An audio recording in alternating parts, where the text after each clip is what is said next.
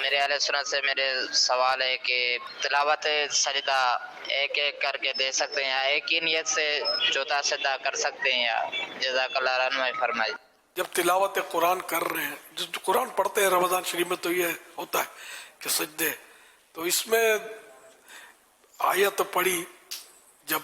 سجدے کی تو اس وقت تلاوت کر لے تو اچھا ہے، اگر نہیں کی تو بعد میں بھی کر لے تب بھی صحیح ہے، اور اگر پورا ختم قرآن کر لیا تو اب یہ کہ سارے سجدے کر لے تب بھی صحیح ہے۔ 14 سجدے ہیں قرآن کریم میں، 14 سجدے آخر میں بھی کیے جا سکتے ہیں، مجبوری نہ ہو تو فوراً سجدہ کر لیا جائے۔ اس کے لیے وضو بھی شرط ہے اور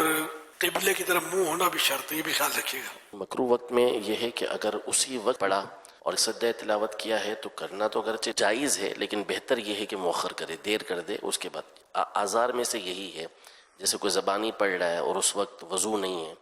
تو اب وہ وضو کسی وجہ سے نہیں کر پا رہا تو یہ بھی تاخیر کا ایک عذر بنے گا۔ اسی طرح مکروہ وقت کے اندر پڑھا تو بہتر یہ ہے کہ اس کو تاخیر کر دینے، دیر کر دے، اور جیسے مکروہ وقت ختم ہو اس کے بعد پھر اس کو